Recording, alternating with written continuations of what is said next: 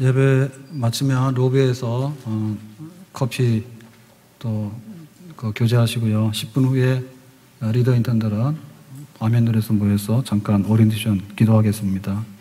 자, 오늘 갈라디아서 신약성경을 계속 읽게 됐는데요. 1장 2절을 보겠습니다. 유인물 보시고 1장 2절 다 같이 읽겠습니다. 시작.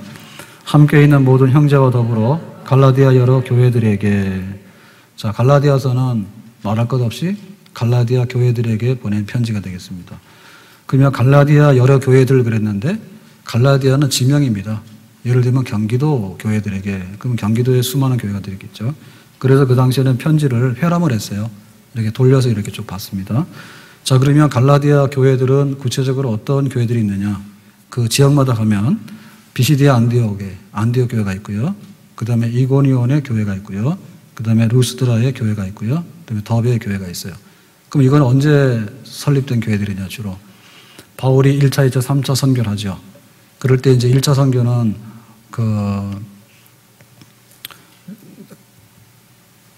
바울이 선교를 하면서 남겼던 1차, 2차, 3차 교회들이 있는데 그때 갈라디아 지방에 이 선교했던 그런 교회들이 되겠습니다.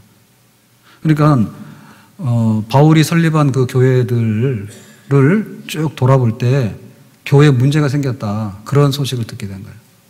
그러니까 그 문제 생긴 교회들을 바울이 급하게 방문하기 뭐하니까 편지를 써가지고 목회 서신이라는 거예요. 목회. 요즘 편지를 잘 안 쓰죠. 그죠? 부부간에도 편지도 쓰고요. 또 부모 자녀간에도 편지 쓰고. 옛날에는 객지에 자녀들이 나가 있으면 부모님 전성서 이래서 편지 막 썼잖아. 편지 잘 안 쓰죠. 그 당시에는 목회를 편지로 했어요. 그 남아있는 게 이제 신약 성경입니다.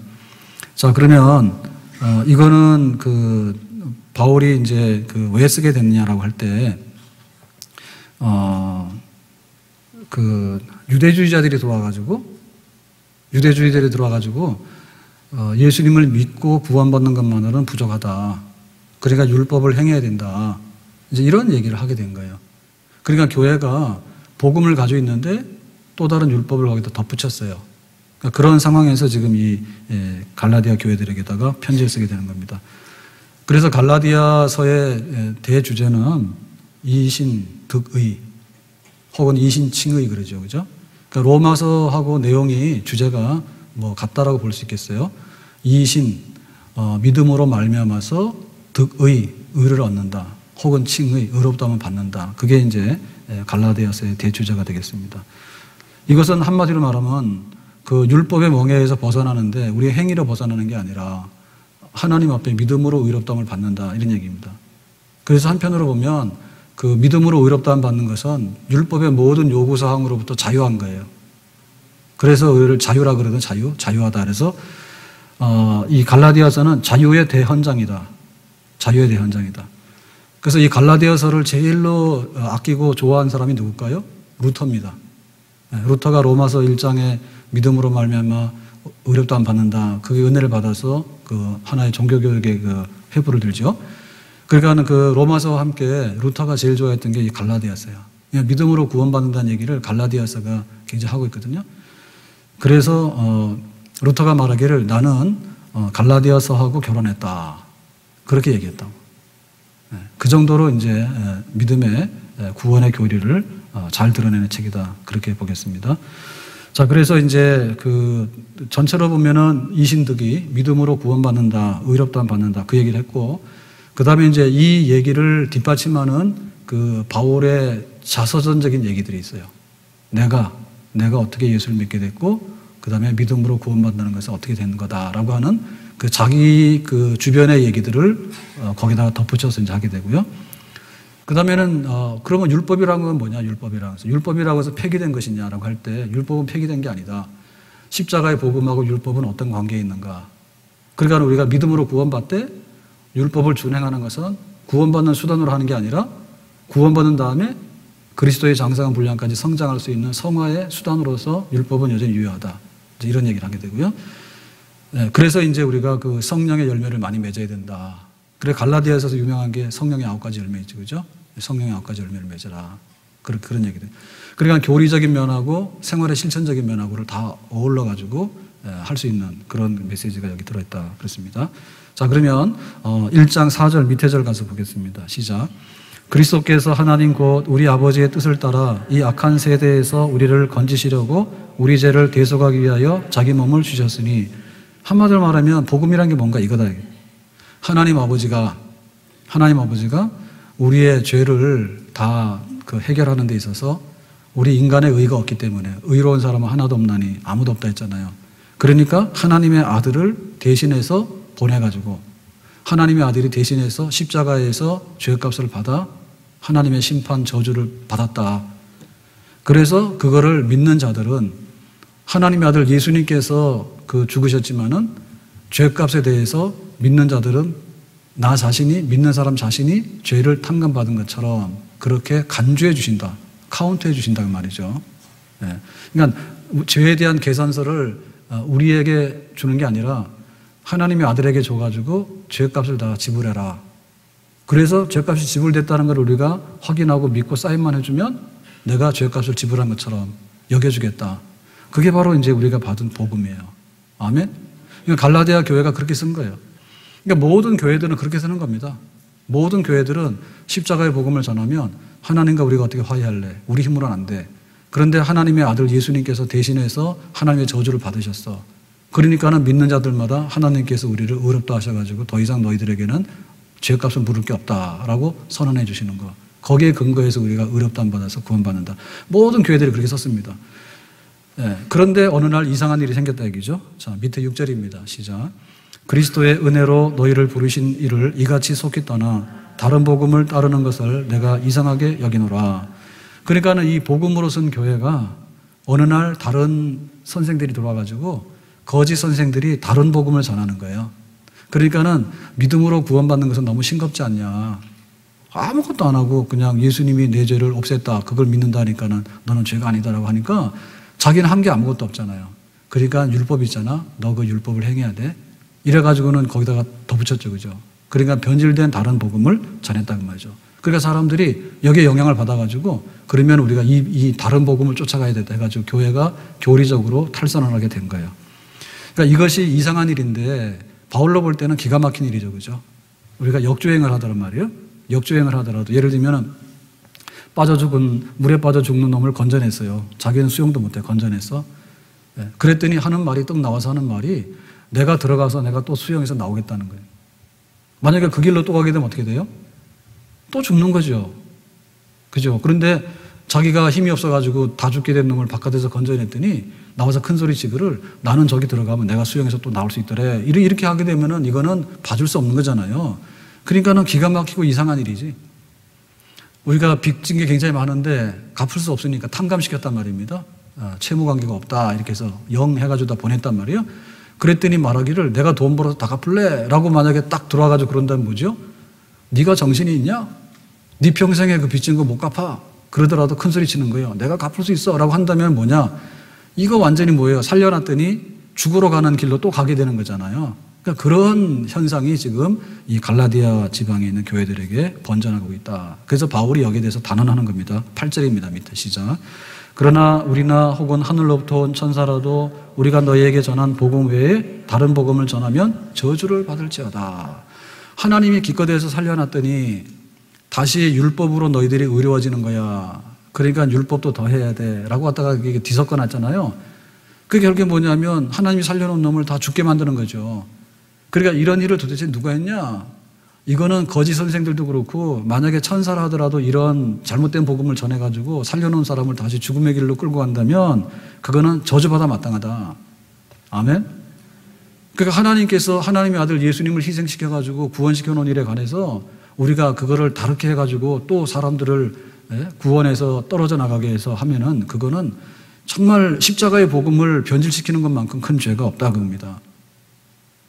그러면 우리에게 있어서 이 다른 복음은 뭘까? 그거는 우리의 율법이라 할 수 있는데요. 우리가 지금 따라가는 게 뭐냐라고 할 때 우리 교회 안에 지금 그 진짜 복음이 있는가? 순복음 그랬을 때 순복음 원래 풀 가스펠이거든요. 그 풀 가스펠인데 그 풀 가스펠이 굉장히 원래는 복음으로만 채워졌다 해서 굉장히 좋은 건데 그게 사실은 많은 부분이 변질됐죠. 삼박자 구원으로 바꿔놔가지고요. 네 영혼이 잘 되면 범사가 잘 되고 강건하다, 방언한다, 신용사 나타난다. 이래가지고는 그 믿음으로 구원받는 진리 말고 방언하고 복받는 거 이렇게 해서 탈바꿈시켜놨다 그러면 말은 순인데 사실은 순 아닌 순이요. 그런 위험성이 있었어요. 그 믿음으로 구원받는 그 구원의 진리가 보존돼야지 순이지 순. 그런데 방언으로 바꿔놓거나 혹은 우리가 물질에 복받는 걸로 바꿔놔가지고는 안 된다. 근데 지금도 보면은 우리 안에 들어와 있는 게 뭐냐면 지금 우리가 영향받는 게 진보주의거든요. 진보주의. 좀 더 나아진다라고 하는 거예요. 그게 진리예요. 핸드폰이 있는데 그 핸드폰이요. 그 3G에서 4G로 넘어간 지가 얼마 안 됐어요. 근데 핸드폰 쓰다가 몇 달만 쓰게 되면 대부분 다 실증 느끼잖아요. 왜냐하면은 뭐 액정도 밝은 게 나오죠. 더 큰 게 나오죠. 뭐 점점 좋은 게 나오니까 옛날 게 뭐냐면은 잘못된 게 있어요, 없어요? 통화도 잘 되지. 인터넷도 되긴 되잖아. 근데 인터넷 속도가 딱 1초 동안에 안 떨어진다 그러면 이놈은 나쁜 놈이 된 거야. 근데 사실 나쁜 건 아니야. 약간의 뒤진 건데 그 뒤졌다고 하는 것이 기준에 따라 다른 거잖아요. 그죠? 그러니까 우리가 그렇게 급격하게 진보되는 세상에 살고 있는데 진리가 뭐냐라고 할 때 진보란 말이지. 달라지는 게 진보라고 말이에요. 근데 사실은 그것이 과연 그런가? 특별히 물질적인 부분에 있어서 우리는 번영의 시대를 살고 있거든요. 그러니까 지금처럼 이렇게 물질이 넉넉한 적이 없어. 그러니까는 30평 집이 문제가 될 수 있는 거는 40평 집에다 문제를 대면 문제가 있는 거예요. 예? 그러니까는 그 어떤 물질적인 것 가지고 하나님과 우리 관계를 다 측정하려고 하는 건 뭐냐면 이게 물질 신학이고 번영 신학이지 뭡니까? 여호와는 나의 은행장이시니 내게 부족함이 없으리로다. 내가 가서 청구만 하면 돈을 척척척 다 내주시고 그래가지고 완전히 우리를 애굽에서 종살이하던 백성들을 구원하신 하나님이 갑자기 돈줄 대주는 하나님 돼버렸다고? 그러면 하나님과 우리 사이의 원수지간은 어떻게 됐는가? 묻지 마라. 돈 가지고 다 계산한다. 이게 물질신학이죠. 지금 이런 게 굉장히 팽배해져 있어요. 우리가 은혜라고 하는 것도 그 은혜가 뭐냐면 2% 가지고 은혜를 따지거든요. 교회 왔더니 에어컨이 조금 덜 나왔다. 은혜 안 됐어. 목사님 설교가 좀 까칠했어. 은혜 안 됐어. 그게 도대체 뭐냐 그게. 그러니까 그 은혜의 근본이라는 게 뭐냐면 우리가 어떻게 하나님과 원수됐는데 죽게 된 우리가 하나님과 화해해서 살게 됐는가에 있어서 우리가 율법을 가져가서 100가지 10,000가지를 행한다고 하는 것은 다 X예요. 다 X. 그게 결국에 안 되는 거예요. 그런데 하나님의 아들을 희생시켜가지고 그 대신 속죄물로 삼아가지고 우리에게 믿는 자에게다가 의롭다라고 하는 법전적인 선언, 다시 말하면 법에서 재판을 할 때 변호사 봐줘가지고 변호해서 내준다. 이렇게 된 이 사건에 대해서 다른 것을 전하면 저주를 받는 데 있거든요. 그러니까 우리가 이 복음이 변질되지 않아야 됐다는 데에서 정말 정신을 차려야 됩니다. 복음이 변질되지 않았다는 데에서. 그러니까 난 2%를 채워주면 복음이라든지 혹은 돈을 더 붙여주면 복음이라든지 편리한 거를 조금 더 개선시켜줘서 진보시키면 복음이라든지 혹은 우리가 심리적으로 좀 더 편안하게 해주고 심리적으로 좀 더 이렇게 흥을 돋궈주면 복음이라든지 이건 가짜 복음이다. 진짜 복음, 십자가의 복음을 우리가 붙들고 그것에서 이탈되지 않는 이런 반석에서는 그런 교회가 될 수 있기를 주님의 이름으로 축원합니다. 자, 그래서 이제 바울은 이렇게 빗나가고 있는 갈라디아 교회를 바로 세우는데 이 신득이 믿음으로 말미암아 우리가 의롭다 하고 구원받는다는 이거를 이제 풀어서 설명을 해야 되잖아요. 자, 2장 가서요. 8절로 보겠습니다. 시작. 베드로에게 역사하사 그를 할례자의 사도로 삼으신 이가 또한 내게 역사하사 나를 이방인의 사도로 삼으셨느니라. 자, 그러니까 이제 그 갈라디아 지방에 들어온 거짓 교사들의 정체는 뭐냐면 우리는 예루살렘에서 파견됐다. 바울은 촌놈이다. 근데 예루살렘에서 파견됐는데 우리는 그 베드로의 지지를 받는 유대인들의 지지를 받는 정통 유대파에 속하는 그런 출신들이다. 그러니까 이렇게 해가지고 그 마치 베드로하고 바울하고 모순된 것처럼 이렇게 얘기를 해서 자기들의 어떤 권위를 막 내세우는 거예요. 그러니까는 바울이 이방인들에게 믿음으로 구원받는다라고 하는 것은 굉장히 찌질한 거고 없어져야 될 거다. 이런 식으로 자는 거죠. 그래서 바울이 그거 아니라는 것을 얘기하는 거예요. 자, 그러면 자, 바울을 볼 때요. 바울은 원래는 뭐였습니까? 원래는 유대교에 충실했던 정말 충성된 사람이었죠. 그래서 스데반 집사를 쳐 죽이는데 앞장을 섰잖아요. 근데 어느 날 다메섹에 믿는 사람들 체포하러 갔다가 거기서 부활하신 예수님 만나서 바울아, 네가 왜 나를 핍박하냐 했더니 누구냐 했더니 나는 부활한 예수다 그랬더니 자기가 깜짝 놀라서 거기서 이제 회심을 하게 되잖아요. 예수는 죽고 사기꾼인 줄 알았는데, 자, 그래가지고는 이제 그 다메섹에 가서 핍박하러 간 다메섹에 가서 복음을 전했어요. 그러니까 다메섹 사람들이 깜짝 놀란 거죠. 다메섹 사람들 깜짝 놀랐죠. 그 다음에 뭐였는가 하니 거기서 이제 막 바울이 우리 잡으러 왔는데 저렇게 막 예수를 전하고 있으니까 이번에는 이제 유대주의자들이 이제 발칵 뒤집혀진 거죠. 그래가지고는 바울 잡아 죽이라 하니까는 아라비아 광야로 가서 3년 동안 있었어요. 그래서 3년 동안 있다가 거기서 이제 다시 예루살렘으로 와가지고 베드로를 만나고 교제했어, 사도들하고. 그러고는 이제 그 다소 지방에 가서 자기 고향에 가서 있다가 그 안디옥 교회가, 시리아 안디옥 교회가 부흥한다니까 바나바가 와서 같이 가서 목회를 하자 이러니까 이제 그 안디옥으로 왔잖아요. 그러니까 지금까지 그 바울이 이렇게 예수 믿고 믿음으로 구원받는다는 거, 이런 발자취를 쭉 이렇게 살아 남겼을 때 그동안에 이상이 없었다니까. 그러고는 이제 그 안디옥에 와가지고 어떤 일이 있는가 하니 구제헌금을 가지고 예루살렘으로 갔을 때 바울 네가 믿음으로 구원받는다고 하는 건 이단이야, 이런 소리 들은 적이 없다니까. 그리고 또 안디옥에서 그 문제가 생겼죠. 할례를 해라, 율법을 지키라, 이런 유대주의자들이 안디옥 교회에 와가지고 교회를 시끄럽게 하니까 판단해야 될 거 아닙니까? 바울과 바나바가 복음을 전하고 있는데, 그래가지고는 거기서 뭐죠? 예루살렘에다가 그 과연 우리가 이방인들에게 이런 율법을 지키라고 할 건가, 믿음으로 구원받는 게 그걸로 끝나는 건가, 이렇게 할 때 예루살렘에서 이제 공의회를 열어요. 그러니까 공식 회의를 열어요. 교회 회의. 그러니까 역사상 첫 번째로 모이는 교회 공의회죠. 그죠? 거기서 그게 주제가 되잖아요. 이방인들이 율법을 지켜야지 구원받냐, 할례를 받아야 구원받냐, 이런 거 물었더니 필요 없다, 그냥 믿음으로 구원받는다라고 베드로를 비롯해서 예루살렘 교회에 그 전부 다 유대인 아닙니까? 유대인. 12사도가 유대인이잖아요. 예? 나중에 7집사들을 세우게 되는데 그 7집사들은 헬라인이에요. 그러니까는 유대인 그 사도들도 믿음으로 구원받는 데에서 한 번도 뭐라 한 적이 없어.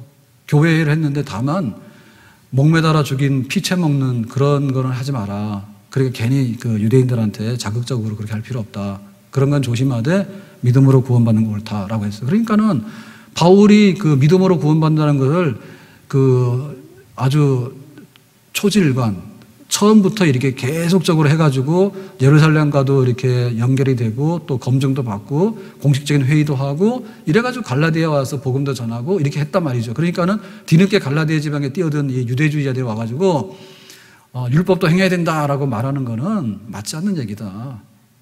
내가 충분히 나는 검증된 사람이고 내가 전하는 말씀은 나 혼자 독단적으로 갑자기 전한 그런 이단적인 말씀이 아니라 내가 회심한 날로부터 교회 지금 쭉 여기까지 모든 것은 이방인에게도 믿음으로 구원받는다는 것이 성경적으로 옳은 얘기다라는 것을 지금 바울이 하고 있는 겁니다. 그러니까는 베드로는 주로 유대인들 할례자들에게 복음을 전했고 복음을 전한 겁니다. 할례를 받아서 구원받으려 한 게 아니라 유대인이기 때문에 유대인에게 주로 복음을 전했고 믿음으로 구원받으라는 거. 바울은 뭡니까? 이방인에게로 보내진 사도로서 이방인에게 믿음으로 구원받으라 했고, 그러니까는 대상은 유대인이냐 아니냐, 할례자냐 할례자가 아니냐라고 하는 차별은 있지만은 전파한 복음의 핵심 메시지는 믿음으로 구원받는 이신득이, 이신칭의가 맞다라고 하는 바울의 얘기죠. 아멘? 그러니까 갑자기 니들이 돌아서는 거에 대해서 이상한 일이다. 만약에 다른 복음을 전하면 그건 저주받을 일이다. 이렇게 얘기한 겁니다. 자, 그 다음에 밑에 2장 12절입니다. 시작. 야고보에게서 온 어떤 이들이 이르기 전에 게바가 이방인과 함께 먹다가 그들이 오매 그가 할례자들을 두려워하여 떠나 물러가매. 자, 지금 그 수리아 안디옥에서 어떤 일이 있었냐면 바울이 베드로를 책망을 했어요. 야, 이거는 말이 안 되죠.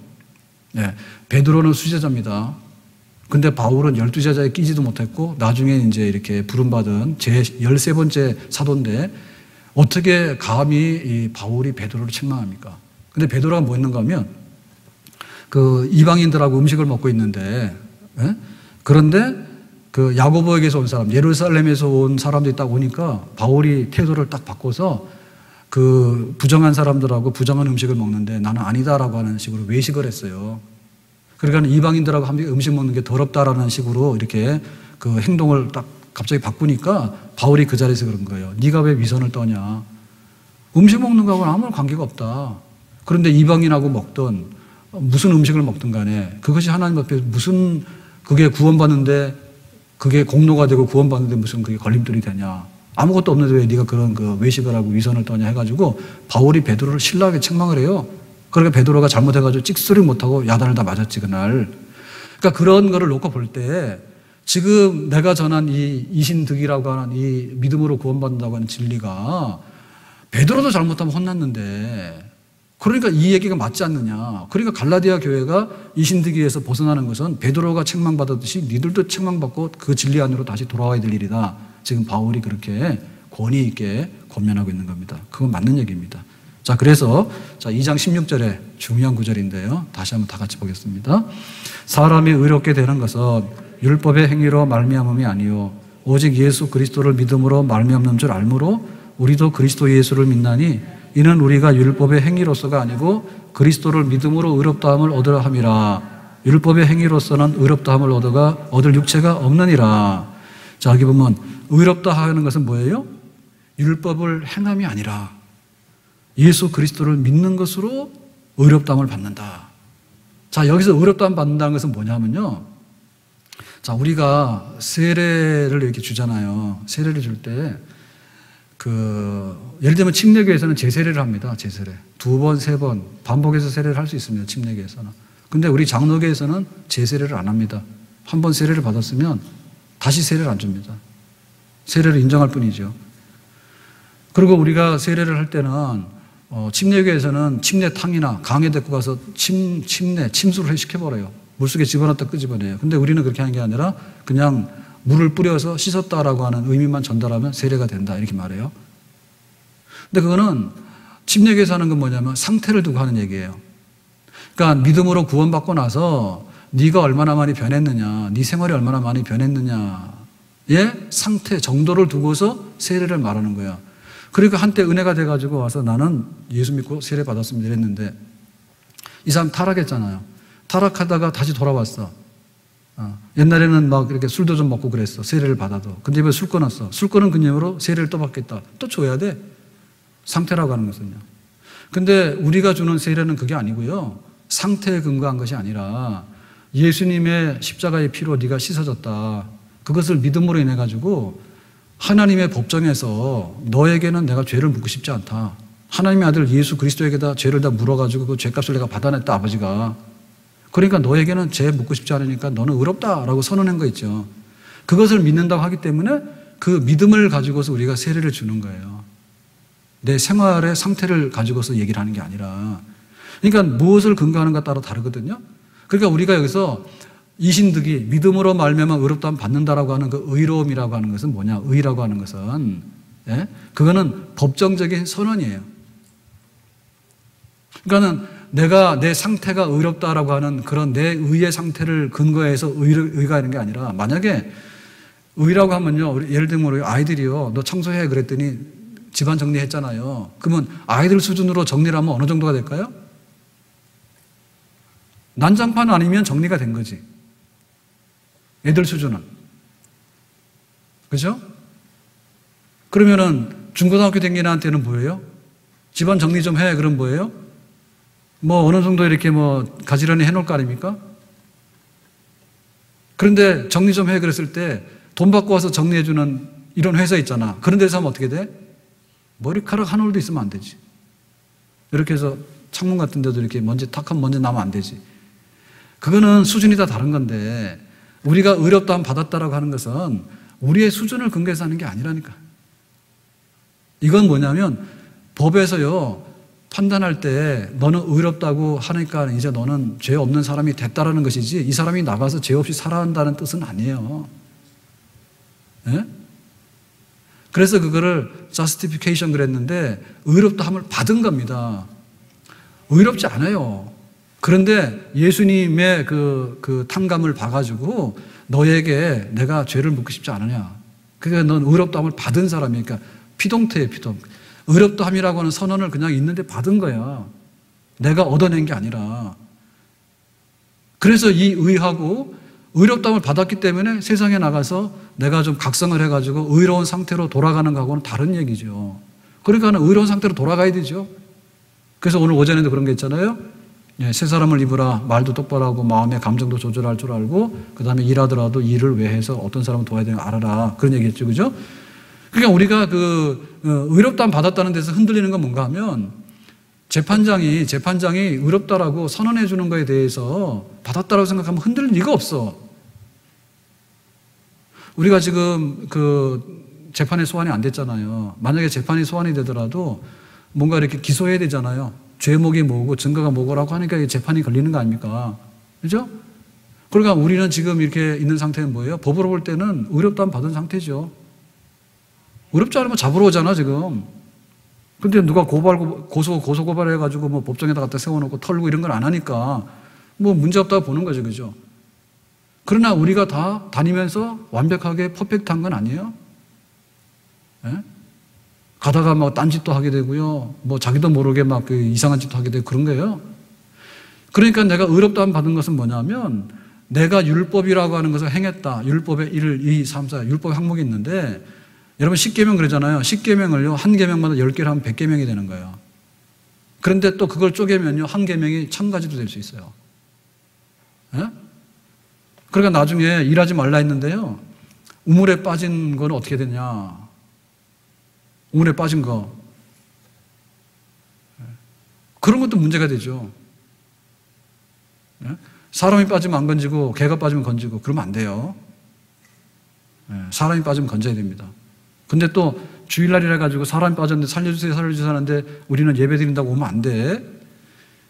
그건 아니에요. 그러니까 그거를 주일날 일하지 말라고 하는 것만 하더라도요. 쪼개면은 100가지 1000가지가 돼. 그러면은 100가지 1000가지 10,000가지 계명을 쫙 늘어놓고 거기다 다 동그라미냐. 그래서 네가 의롭다함 받느냐. 그거 아니란 말이죠. 그러나 율법주의자들이 그걸 하는 거지. 내가 뭔가를 행함으로 가져와 가지고 하나님 앞에 이거 보세요. 이런 증거가 있으니까 인정하세요라고 하는 건데 하나님이 그래가지고 의롭다 해줄 사람 아무도 없다는 얘기죠. 아멘? 우리는 다만 의롭다함을 받은 것입니다.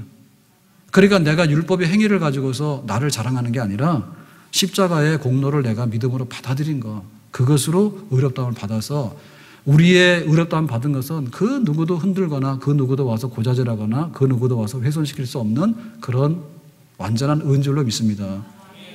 그러니까 오늘 다 구원받았다고 하면 죽으면 천국 가야 안 가요? 천국 가죠? 나중에 살다 보니까 치매가 왔어. 그러더라도 천국 가요, 못 가요? 네, 천국 갑니다. 네. 그래서 이 구원파가 이거를 악용해가지고 죄를 엄청나게 짓고 다니는 거예요. 그런데 이게 갈라디아서의 앞만 알지 뒤를 모르는 거예요. 네. 법정에서 의롭다함을 받았으면 펄펄 뛰면서 좋아가지고 나왔잖아요. 그런데 돌아가가지고 그렇게 망나니 짓을 하면 됩니까? 내가 하나도 내가 의로운 게 없는데 의롭다 했으니까 이게 웬일이냐 해가지고요. 우리 아이들도 그렇잖아요.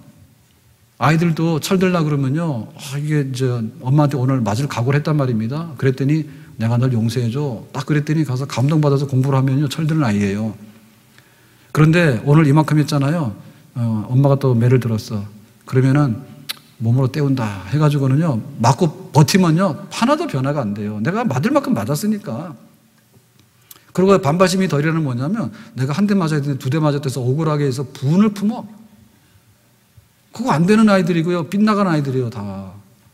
근데 내가 맞을 짓 했으니까 맞으면 됐다라고 생각하는데 그게 아니지. 내가 한 거에 비해서 하나도 안 맞고 하나님께서 이렇게 보존해 주신 거에 대해서 이게 은혜다. 그런 게 철들게 되면 그 다음에 우리가 나가서 하는 행동이 정말 거룩하고 의로운 그런 생활을 하게 되는 거죠. 자, 밑에 아는 말씀인데 20절 말씀입니다. 시작. 내가 그리스도와 함께 십자가에 못 박혔나니 그런즉 이제는 내가 산 것이 아니요 오직 내 안에 그리스도께서 사신 것이라. 이제 내가 육체 가운데 사는 것은 나를 버리신 하나님의 아들을 믿는 믿음 안에서 사는 것이라. 자, 십자가에 못 박히는 건 뭡니까? 십자가는 나무예요. 콘크리트 아니에요. 나무예요. 자, 옛날에는 못 박는 게 나무밖에 없잖아. 그러면 나무에다 매달리는 건 뭐냐면 저주받은 거예요. 나무에 매달리는 게 저주야. 그러면 예수님께서 십자가에 못 박혔다라고 하는 것은 저주받은 거야. 무슨 저주? 율법 항목에 이행하지 못한 것에 대한 저주야. 이웃사랑 못해. 하나님 사랑 못해. 거짓말 하지 말할 때 거짓말해. 간음하지 말고 거짓말, 간음해. 이래가지고 우리가 그 율법의 항목들이 있는데 그 항목들을 지키지 못한 것에 대한 형벌, 페널티, 그 저주를 받는데 우리가 받을 수 있는 저주의 끝이 뭡니까? 죽음이죠. 우리가 저주받는데 저주받은 끝이 뭐냐면 죽음이에요. 그러니까 그 끝장을 다 본 거예요. 죄값에 대해서는 죽었다라고 하면은 죽은 사람에 대해서 더 이상 말 안 하잖아요. 오직 했으면 죄값 받아 죽었는가. 그래서 그 옛날에 보면은 부관참시라 그러죠. 죽은 사람도 그거 죄가 드러나면 파헤쳐가지고 막 해치고 막 이러잖아요. 그러니까는 그 죄를 안 받았고 죽었으니까 그렇게 되는 건데 나중에라도 죄가 알려지면요 파헤쳐가지고요 또 그 능력을 합니다. 하여튼간에 죽으면 끝나는 거야. 그래서 그 옛날에는 막 부정부패하고 이러면은 뭐죠? 팽형인가 이런 거 해가지고 보신각 앞에서 그런 거 했대죠. 예? 만약에 내무부 장관이 뇌물 먹고 죄를 졌다. 그러면 임금님이 불러내가지고 너는 이래가지고 이렇게 해서 나쁜 놈이야 라고 하면서 사실은 죽여야 되는데 안 죽이면요 사회에서 추방하는 거예요. 너는 살았지만은 죽은 사람이 똑같아 해가지고는 뭐 솥에다가 넣어가지고 삶았다. 그런 식으로 이제 사람의 그 뭐죠 사회적인 그 활동 내지는 그 사람의 그 명성이나 신용에 대해서는 다 죽이는 거예요. 그 저주. 그러니까 옛날에는 굉장히 인기 있었고 옛날에는 신임이 높았잖아. 근데 막 부정부패가 드러나잖아요. 그러면은 공개 재판해가지고요 그냥 팽형시켜가지고 그냥 가마솥에 삶아가지고 죽이듯이 해서 그냥 사회에서 없애버리는 거. 그래 하더군요. 그러니까 이 십자가라고 하는 것은 우리가 율법을 지키지 못하는 모든 부족한 부분에 대해서 몽땅 페널티를 다 엎쳐가지고 죽는다라고 하는데 그 당시로는 제일 고통받고 죽는 게 십자가형이죠. 십자가죠. 그러니까는 제일 고통받는 죽음으로 갔다 예수님께서. 그러니까 뭐예요? 더 이상 이제 우리가 더 이상 저주받을 게 없잖아요. 예수님께서 받으셨기 때문에. 그러니까는 우리는 뭐냐면 예수 믿는 믿음으로만 산다. 나는 이제 더 이상 누구한테 뭐 더 사탄이 와서 우리를 고자질하더라도 그게 범죄 사실이 성립이 안 돼. 왜냐하면 다 탕감했기 때문에 사탄이 와서 얘는요 거짓말했고요 주일날도 안 왔고요 주일날 와서 예배 시간 졸았고요 못했고요 못했고 하잖아요. 그렇지만은 하나님 다 받아들여 가지고 그런데 이거 전부 다 내가 십자가에서 저주해 가지고 다 죄값을 받아냈어. 왜? 그랬더니 나는 예수님을 믿어라고 하니까. 그러니까 예수님의 십자가가 그걸 청산했기 때문에 예수님의 십자가를 믿게 되니까 우리에게는 몽땅 없는 의가 우리 속에 들어와서 이제는 예수를 믿는 믿음만으로 나는 사는 사람이 되었습니다. 아멘? 자, 3장 1절입니다. 시작. 어리석도다 갈라디아 사람들아 예수 그리스도께서 십자가에 못 박히신 것이 너희 두 눈 앞에 밝히 보이거늘 누가 너희를 꾀더냐. 그러니까 이 십자가의 이 은혜 내가 달려야 될 그 자리에 예수님이 달리셔가지고 내가 영원토록 이 율법을 지키려고 그러면 지금도 끝이 안 났습니다. 그 형벌 받는 게. 그런데 단번에 다 청소해가지고 깨끗하게 청산하셔서 그 십자가의 은혜로 믿음으로 살게 된 내가 십자가가 막 눈앞에 생생한데 어떻게 그거를 다른 사람들이 와서 뭐라 하니까는 눈앞에 보이는 십자가를 놔두고 어떻게 딴 데로 가서 마음이 뺏겨가지고 그렇게 돌아다니느냐. 너희들이 정신이 있냐 이런 얘기죠. 여러분 교회를 보면서 그 교회에 왔을 때 우리가 그 십자가를 보는 게 그 교회인데요. 그래서 여기다 붙여놓는 십자가가 문제가 아니고요. 우리가 알고 있는 복음의 십자가가 뚜렷하게 서 있는 게 바로 교회입니다. 그리고 예배를 딱 드리고 나면 뭐가 생각이 나냐면 예수님의 십자가 생각나야 돼. 나 같은 죄인이 어찌하여서 그 은혜로 내가 화를 면하고 내가 이제 하나님 앞에 의롭다함 받았겠는가. 예배 드리고 나면 그게 생각이 나야 돼. 그리고 교회를 한번 방문하고 가면 그게 생각이 나야 돼. 그런데 이런 거 있죠. 왜 천주교 가는 사람들이 굉장히 그 예전적이고 의식적이잖아요. 예? 그러니까 뭐 수건 한번 뒤집어 쓰고 또 가가지고 뭐 이렇게 그림 같은 거 한번 보고 또 대부분의 성당들은 이렇게 치장 같은 걸 많이 해놨어요. 예? 해가지고 뭐 바깥에도 뭐 해놓고 안에도 해놓고 오목을 다 해놨잖아요. 그러니까 그런 걸 보면서 아, 내가 좀 이렇게 거룩해졌나. 그거는 십자가 없는 거죠. 그러니까 우리가 차 타고 오는 것도 괜찮고 엘리베이터 타고 오는 것도 괜찮아. 근데 아무리 급하게 왔다 급하게 가더라도 십자가의 감동과 십자가의 감격 앞에서 우리가 젖어서 가야 됩니다. 아멘? 그냥 내가 좀 이렇게 좀 착해진 것 같다든지 혹은 내가 뭐 좀 이렇게 사업이 잘 된 것 같다든지 뭐 이런 거 우리가 어떤 그 심리적인 카타르시스를 하기 위해서 온 건 아니에요. 와가지고 뭐 사는데 구질구질한 얘기를 끌어놓고 뭐 하나님 사느니 못 사느니 이렇게 할 게 아니라 어떻게 하나님께서 원수된 우리에게 그 십자가로 인해서 화해를 해가지고 우리를 의롭다 해주셨는가. 본질적인 데 와서 딱 부딪히게 되면 정신이 뻗쩍 나게 되고 다 은혜가 되는 줄로 믿습니다. 아멘? 어리석다. 어떻게 그 눈앞에 보이는 그 십자가의 그 은혜, 그 믿음으로 살게 된 그 십자가를 보면서도 그거를 뿌리치고 다른 데로 갔는지 이해가 안 된다. 자, 밑에 3장 6절입니다. 시작. 아브라함이 하나님을 믿음에 그것을 그에게 의로 정하셨함과 같으니라. 자, 그래가지고 지금 그 바울이 이신득이를 이렇게 논증하는 데 있어서요. 처음에는 자기의 그 자전적인 얘기를 했어요. 내가 믿음으로 구원받았고 사도들하고 교제도 했고 교회 회의도 참석했고 여러 가지 다 해봤는데 이상이 없었는데 갑자기 이렇게 가는 거는 이게 잘못된 거다. 그렇게 했고 그 다음에 이제 여기서 하는 얘기는 뭐냐면 구약에 나오는 믿음의 조상 아브라함을 끌고 오는 거예요. 자, 이신득이가 왜 맞냐? 구약의 이제 근거를 끌고 오는데 지금 이 유대주의자들이 와서 이걸 퍼뜨리잖아요. 율법 지켜야 되지 믿음 가지고 안 된다. 부족하다 이렇게 얘기를 하니까. 그러면 뭐냐면 유대인의 조상이 누구냐? 아브라함으로 보죠. 그죠? 예. 그러면 아브라함이 율법을 가지고서 살아서 율법으로 의롭담 받았는가? 아니면 믿음으로 의롭담 받았는가? 그걸 보면 알잖아요. 자, 그러면 아브라함의 얘기로 돌아가서 아브라함이 의롭다 여김 받은 것은 왜 그렇습니까? 하나님을 믿으니 의롭다면 여긴 받았다 했어요. 자, 하나님께서 아브라함 불러셨을 때 나이가 75세야.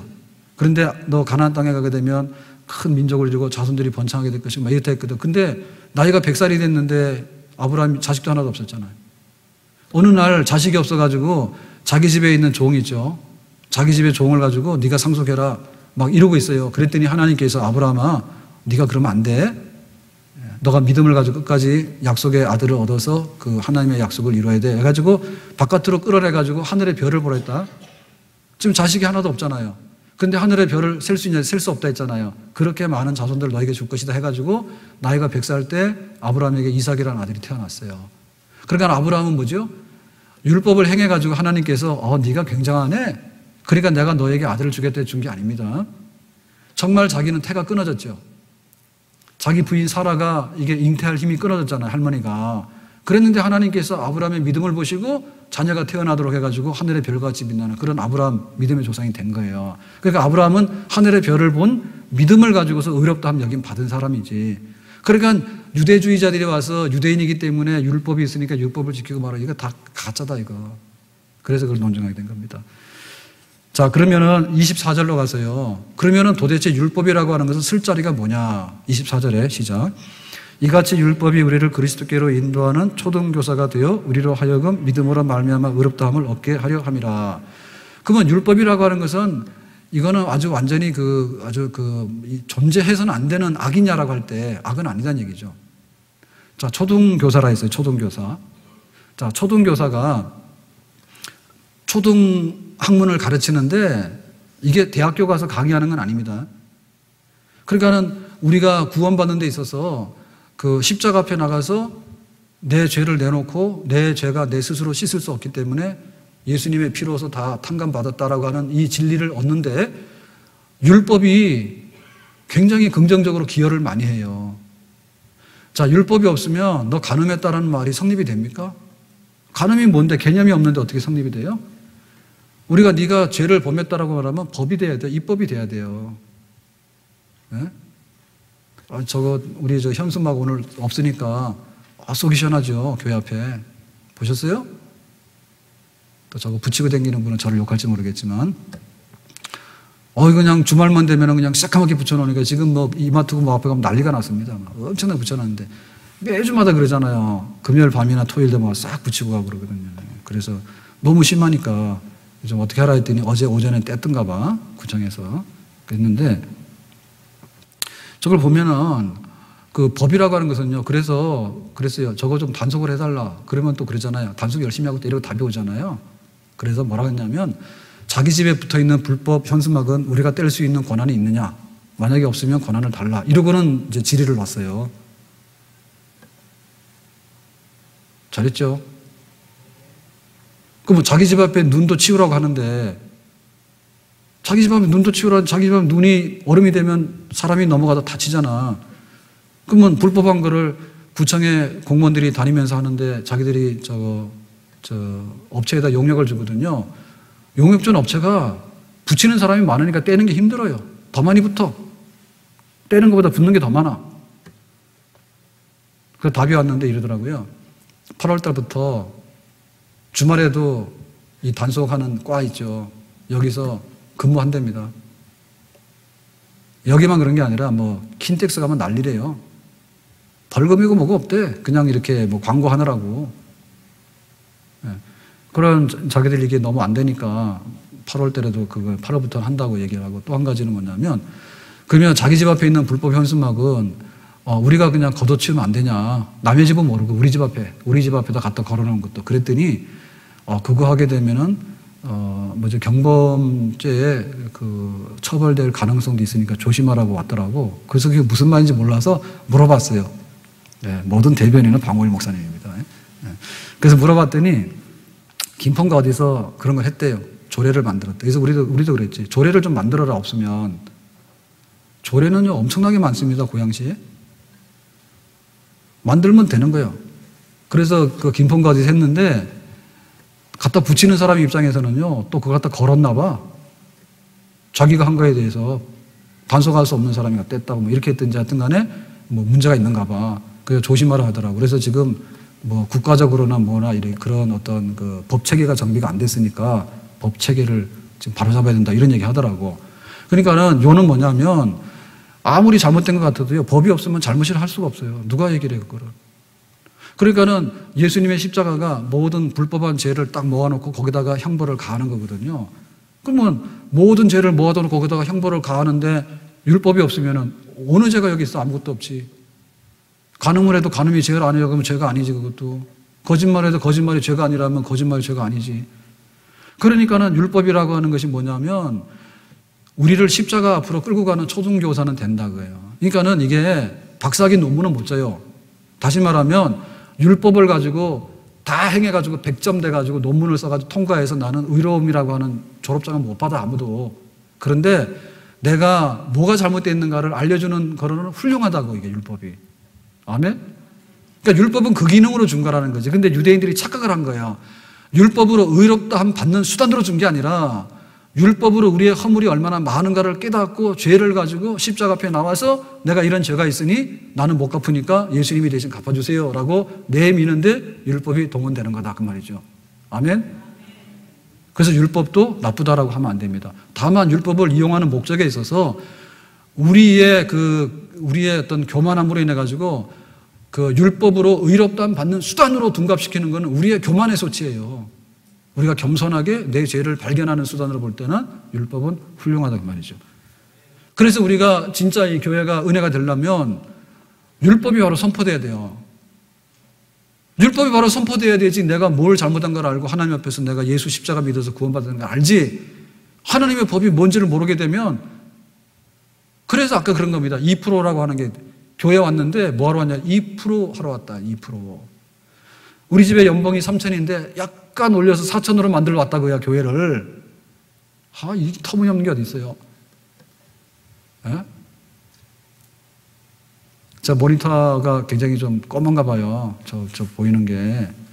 그래서 아까도 예배 마치고 기도해달라고 해서 갔는데 딱 보더니 그 권사님이요. 우리 교회 권사님이 아닌데요. 예. 목사님 실물 보니까 좋으네요. 그래요. 그래서 저 확 뜯어고칠까 이런 생각도 있는데 저 견적이 얼마나 날려나 모르겠어요. 그러니까 저걸 보고 실망하지 말고 예? 예수님이 얼마나 잘생겼고 예수님이 얼마나 은혜로운가 그거를 보시라. 아멘?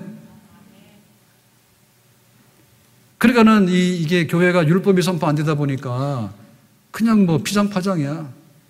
뭐 너나 나나 교회 오나 안 오나 그러다 보니까 뭐냐면 진짜 십자가 앞에서 무릎 꿇는 그런 구원의 역사가 없게 되는 거죠. 우리는 절대로 구원받아야 되는 것이죠. 자, 그래서 그러면 우리 안에 어떻게 되느냐라고 할 때요. 자, 밑에 4장 30절 읽겠어요. 시작. 그러나 성경이 무엇을 말하느냐. 여종과 그 아들을 쫓아내라. 여종의 아들이 자유 있는 여자의 아들과 더불어 유업을 얻지 못하리라 하였느니라.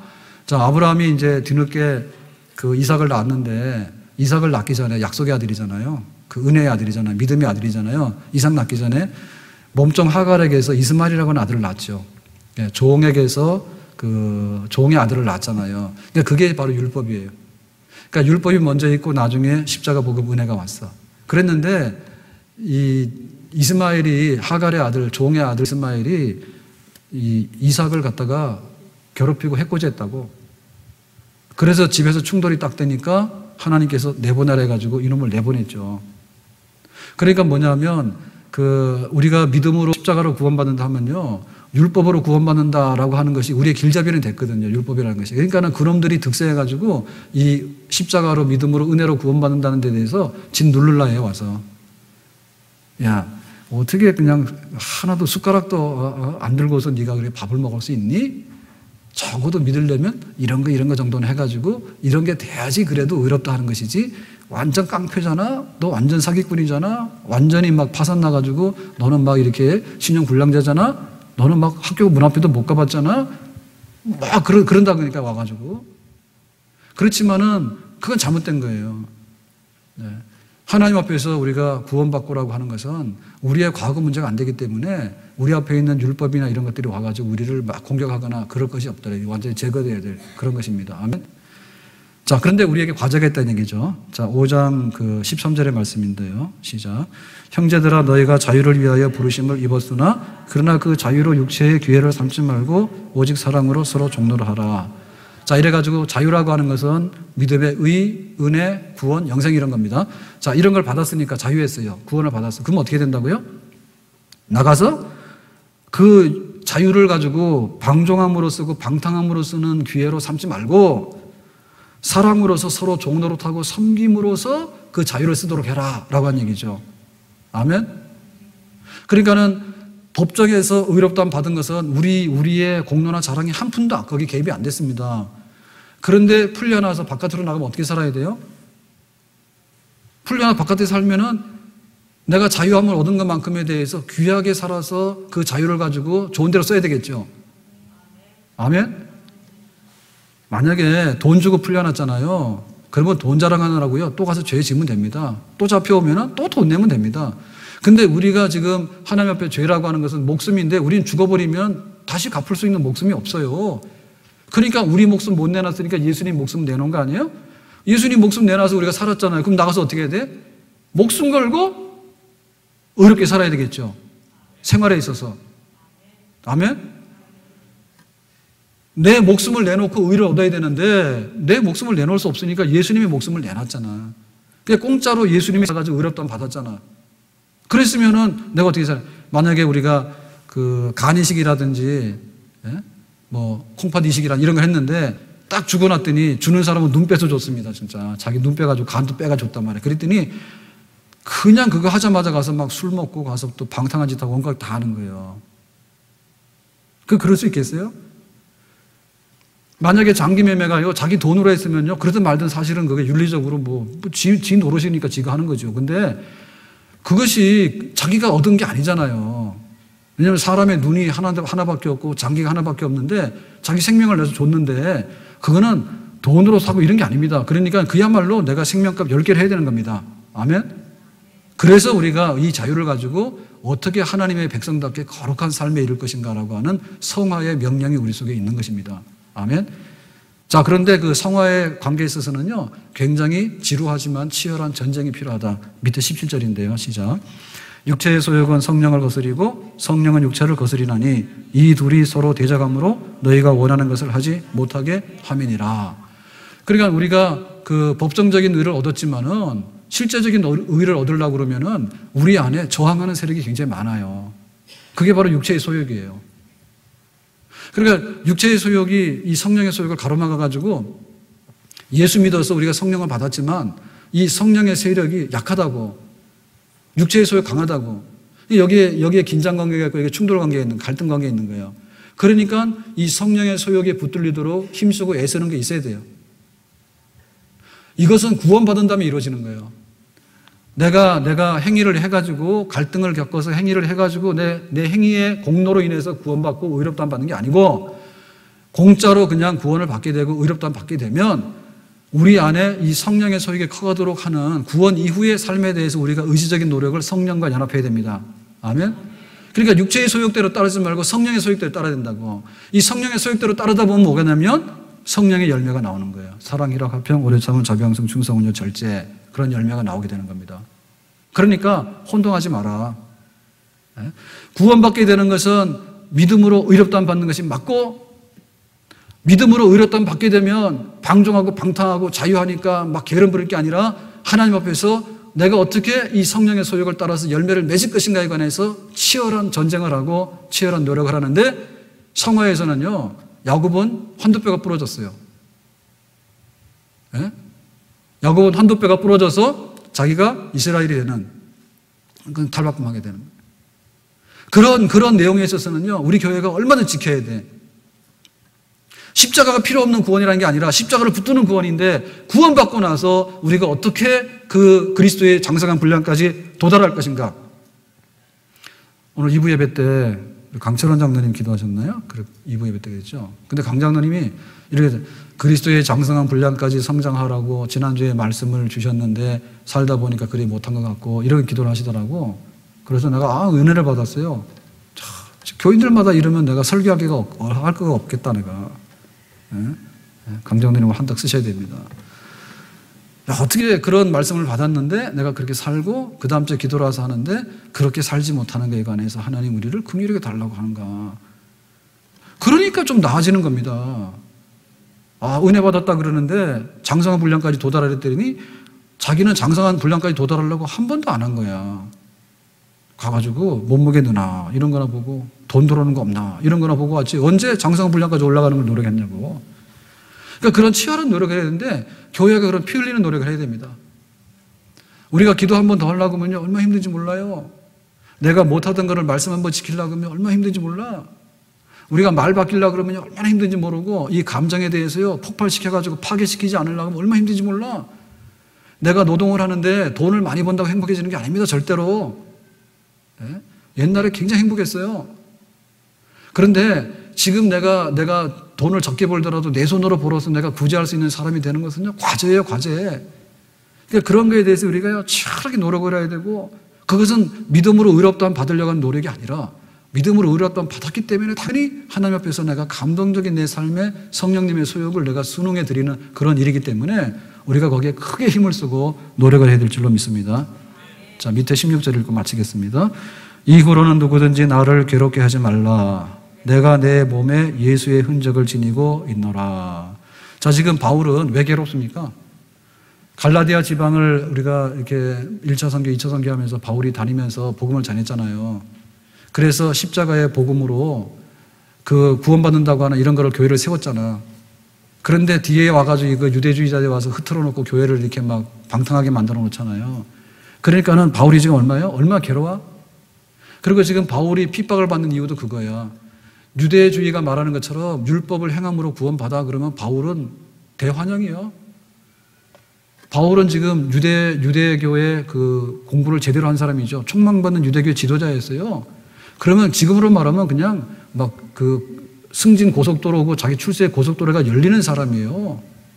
그런데 바울이 그게 아니고 이거는 믿음으로 그 율법으로 하는 것은 도저히 이건 결판이 안 나는 일이다. 안 된다. 그러니까는 법정적으로 의롭다함을 주는 그 믿음으로 우리가 받는다라고 하는 얘기를 함으로 인해 가지고 완전히 뭡니까? 원수가 됐죠.